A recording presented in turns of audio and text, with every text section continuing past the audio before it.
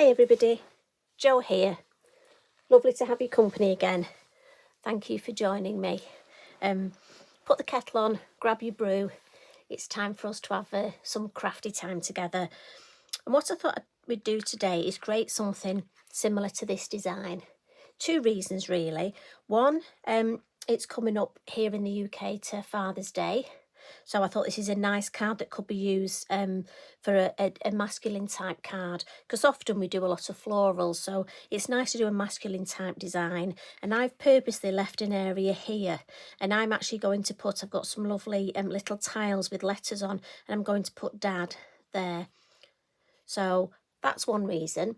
The other reason is I think you might find that Lavinia Stamps are on the craft store on Friday, and there may be some of these stamps appearing on the show, so watch out for that, why don't you? And I'm thinking we could have a play with these.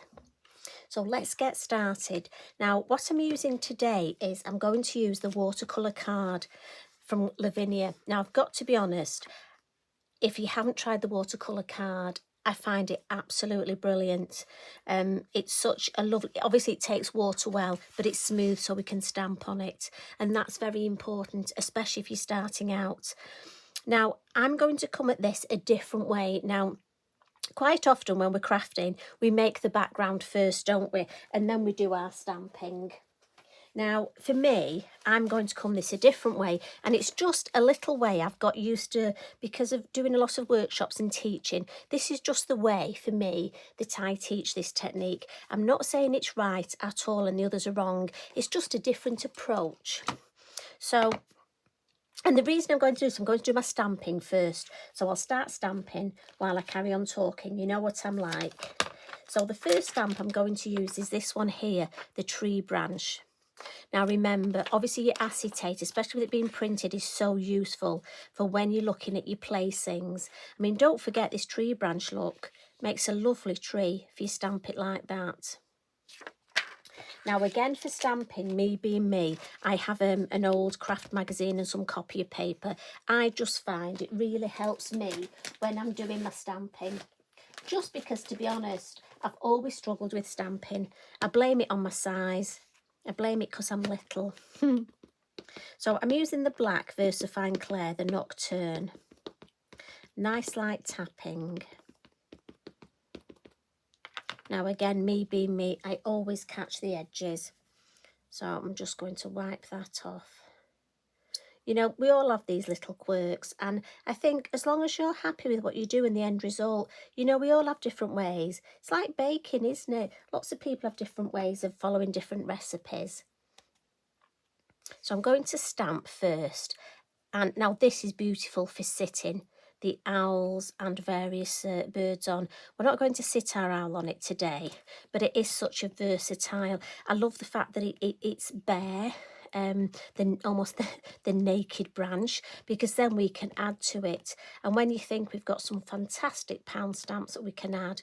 So obviously we can alter the season of this. It's nice. And again, let the ink soak in. It's always important not to be too quick to lift that block off. I'm going to add a few of these just round. And again,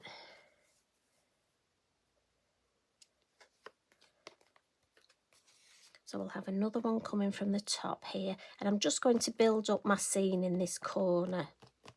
Now do remember with these blocks, they are flexible, so you can flex them. And we'll have another one at the top, so I only need that little bit. I have to think then which bit I'm inking up. If all else fails, you can ink the whole stamp up, but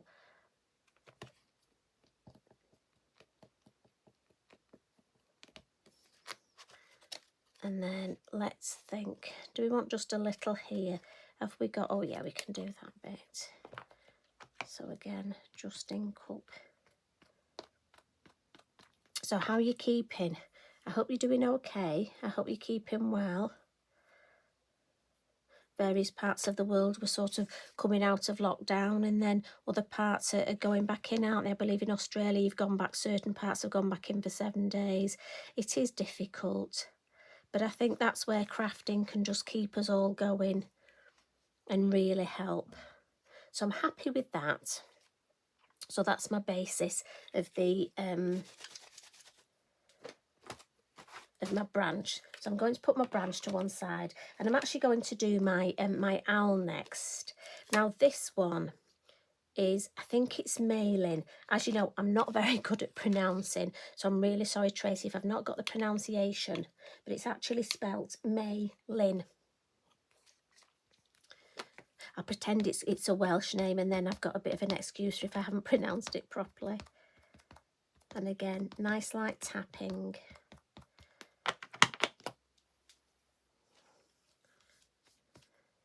And we'll put him, just check, if ever you're not sure if you've got everything covered in ink, look, just check it in the light, and I can see a bit there that I've missed. Don't know how. Right, and we're going to put him, we've got a bit of a gap there, look, that's perfect for his wing. Now, he's a silhouette, so obviously you've got more ink on there. So it is worth just letting your silhouette stamps just sit for that little bit longer on the card, just to let all that ink soak in. It's not the end of the world if we've missed a little bit, if we didn't put enough ink on. Sorry, excuse me. It really isn't. I mean, I think when we start off, we expect everything to be so perfect. But the beauty of it is, you know, as long as you're enjoying what you're stamping. I mean, there's lots of hints and tips of how to make things, you know, like not lifting your stamp up too quickly. But just enjoy what you're doing. Right, so that's him stamped. And the last little thing, I'm just going to stamp some of these little small dwellings. Now, these are so cute, and I just want them in the bottom down here. So then we'll get on to add some leaves.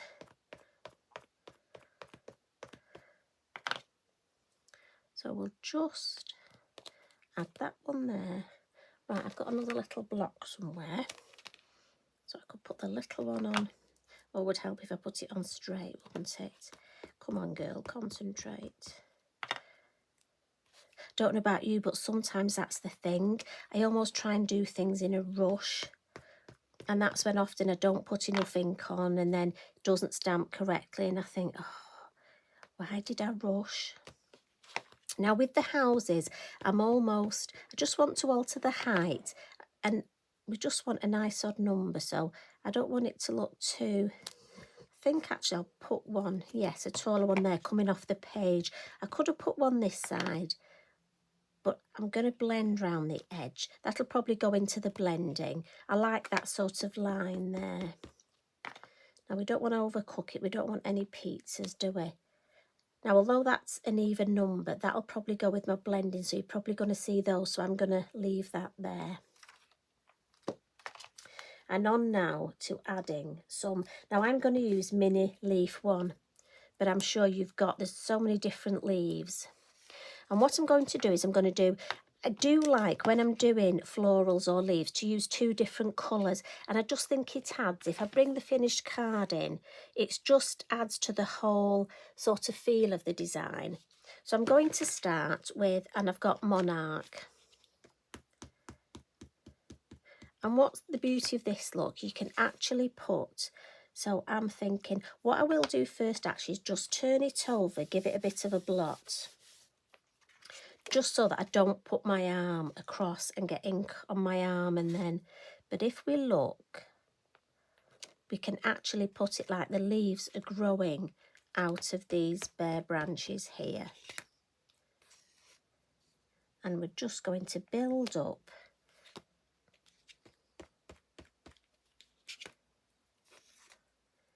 And again, for me, I just find it easier to turn my work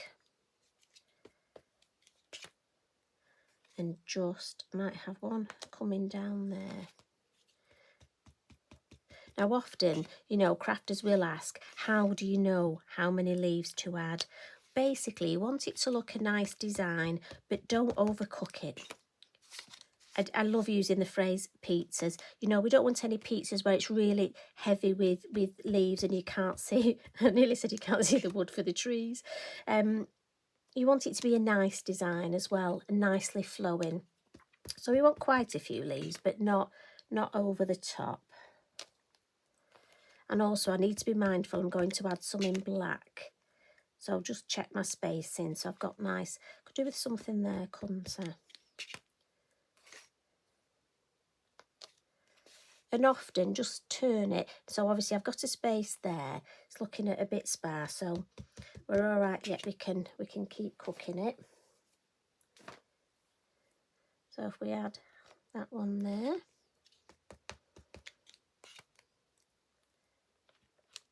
And then that there, that's building up nicely. Frames it as well. So again, to think of the periphery, not just the middle of the design. Right, I think I need something there. And often if you're not sure, you know, a little tip is to take a photograph on your iPad or your phone and then have a look. That just gives you an idea. One more, and then I'm going to move on to the black. Sometimes if I think I've finished a card but I'm not sure, I will stop, take a picture, go away, have a cup of tea, biscuit, any excuse really for a brew and a biscuit, and then come back and look at it.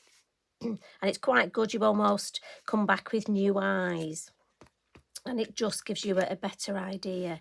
Now I'm thinking one just coming off that there. Yeah, so that fills that space without, we've got space there. And we want to keep the integrity. I want to keep that branch. I want to still see that lovely branch. So just maybe one there. Again, that's a nice flow. We need something here, don't we? Just to finish off this end, maybe just off the page there. And maybe just a little in that corner. You probably won't see that, but I'm happy with, oh, just at the top. I always do that. I'm happy with that. Oh no, just a bit more. Last one there. I don't want to overcook it. Right, that's definitely it. So again, I'm just going to lot that. And what I'm going to do is just pop my heat tool over it, just to check that that ink's dry. Now again, it is a permanent ink, but it is a slow drying ink. So I just want to check that it's nice and dry before we do our next stage. And again, I'm just heating from the back, just helps keep the watercolour card nice and flat. Right, so that should be dry. Now what we're going to do next, we're going to add the background. As I say, so it might be in reverse to how you've always done things. And I'm going to use some Elements ink pads. And first of all, I've got Blue Lagoon, and I'm just going to put it on my craft mat. You can buy palettes to do this, but I've got to be honest, my craft mat's here, so I just use what's here. This is Merlot. Always need a bit of Merlot, don't you? And some graphite. Now I've got a water pot on my table. And the first thing I do when I come in my craft room every day is I fill my water pot with water and then I add some brushes. I always have my fan brush, a nice fine brush, and today I'm using a gold liner 1-inch brush. But do excuse the way it looks because it's been used for gesso, all sorts of things over the years. I'm just going to add a bit of water. And also, important thing, I need a piece of copy paper in my hand, tissue, kitchen roll in my hand, ready. And the first thing, what I'm going to do, sorry, excuse me, this naughty throat of mine, you know, it's still not 100%, but I know it's better than it was. Now, we're going to add some water because we're going to use a wet on wet technique. Now you're all right, and this is why it was important to dry so we don't smudge that ink. But because that's permanent ink, we can now add water. We can add our background and our dye-based ink. So these mix with water, look, and we can add our background. So I'm just going to put some blue randomly, and then I'm going to add some of this lovely Merlot colour at the top here, and then at the bottom. And the reason I've got my cloth is I just want to dry my brush in between. I'm going to add some of the grey I want it quite grey at the bottom. And because it's wet on wet, you'll see how it reacts. And I just think this is a lovely way, especially if you're a beginner, of how to do a sky. Because I've got to be honest, it's, well, it's perfect for me because it's no skill required, look. So I'm just going to keep working it. I don't want to over wet it. But I must admit, I love the way that sky is. In fact, I'm quite happy with that. I might just get my fan brush. On my original, I added, so you see all these lovely, this is just water splats. But I quite like this sky. So again, you know, just go with, we'll add a few, but I don't want to add too many because I do like that sky. Now, again, the flying owl cries out for the moon, but because I like the sky, I'm not going to add the moon at all. In fact, I'm happy with that. Now, I've got to be honest, look at that. Normally, I would smoosh another piece of card to use that ink. But obviously, today we're just going to give it a bit of a wipe. Now, as I say, how quick was that? I know we have got some lovely new crafters joining us, and I think it's so important to just show you that you don't need a lot of skill to create these backgrounds. I mean, obviously we have got some fine artists amongst us who do fabulous things and take a lot of time. I'm afraid I'm not one of those. I'm just a get it on there sort of girl. Now, again, at home, you could leave this to dry naturally. But because we're on here and I want to do a little bit more with this, I'm just going to use my heat tool. Just because I want to blend some ink around the edge. But you know what, you could actually leave it like that and just put it on some black card. I mean, think of all the scenes that you could do and introduce that sky. So again, when you heat from the front, always go to the back and heat from the back.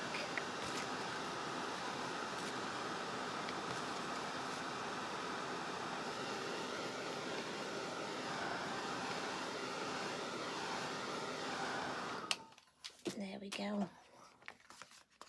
And again, the card, look at that, only slightly buckled, very slightly, and considering the amount of water I threw on there. As I say, you could leave this as it is, but I just want to blend a little bit of ink round the edges. So I'm going to go for the Merlot. And again, just be mindful because I've got some ink on my hand. I don't want to spoil this design. So let's cover this bit up. I always ink up on the corners because I want the corners darker. I want this quite moody in the corners. So I'm going to go round again, ink up on the corner. And I'm probably coming in about a centimetre or so. But again, you can vary depending on how much you want to come in.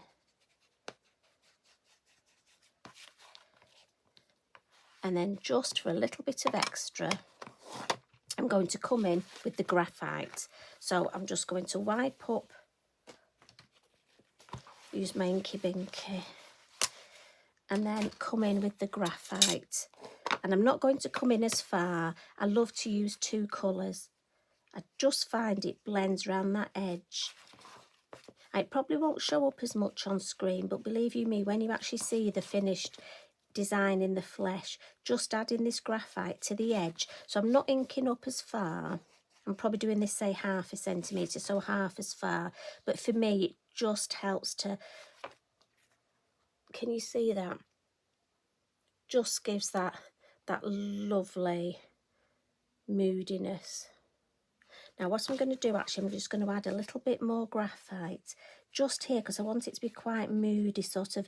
We've got a bit of that morning mist down here, just so those houses are just in that darker area. Yeah. Again, clean you.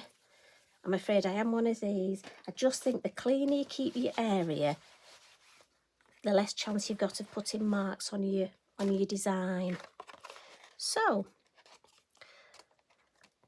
last little thing, and what I'm going to do is come in with a couple of chalk pastel pencils. Now I'm going to use my white. I don't want to use a white gel pen on this or a white Posca. Often we use them, but I just feel it would be very harsh for this. And I just want something a little bit softer. So I'm just going to use, and again, because these are a pastel, I'm just going to smudge them. That does two things. It fixes them and it takes away any residue. And that for me is just almost a softer highlight. And what I'm going to do with my blue, because I've got the blue in the sky, and almost like often sort of first thing in the morning or last thing at night, a lot of the shadows take on the colour tones, don't they, of the sky. So I'm just going to enhance that and add a bit of blue in my shadowing. And I don't know if you can see that. And it just almost mimics that blue that I've got in that sky. Now, I'm not sure whether this is a sunrise or a sunset, or I think it's probably just early evening. And I'm just going to add some white, and then also I'm going to come in with a bit of the blue and just add almost like that blue hue just to some of these florals. So it's almost highlights, but just giving that lovely misty chalkiness that these give.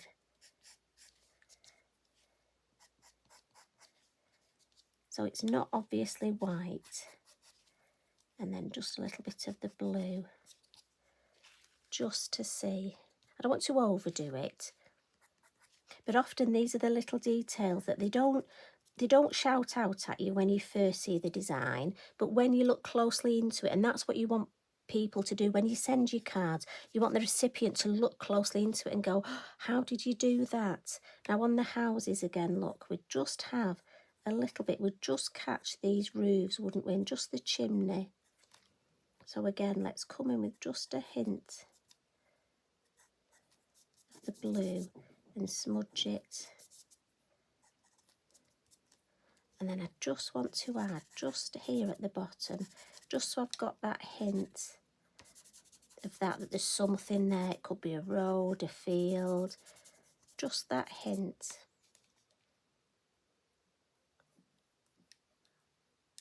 And that, my friends, is all I'm going to do to that. I really don't think it needs any more. Well, I hope you've enjoyed that. My main thing is just showing you a different way of doing your work, that stamping and then adding the background. And to be honest, it's great fun because you just never know what you're going to get. And I do think at the minute we all need some fun in our crafting, don't we? Well, I enjoyed it anyway. I hope you did too. And as I say, quite different look. This one's more sparkly. I mean, I could even add a little bit of glitter to this, but again, I thought mail card, we'd hang off the glitter. But this, maybe this is at night and then this is the following morning. Yeah, maybe my owl's going to bed here and he's just getting up here. What do you think? I'd love to know what you think. I'd love to know how you find. Have a go with a watercolour card. Honestly, it's fabulous. Look at that, so flat, absolutely fabulous. And you saw the amount of water I flicked at that. So, you take care, everybody. Thank you so much for joining me. I'll pop in again next week for another catch-up. Love and hugs. Bye for now.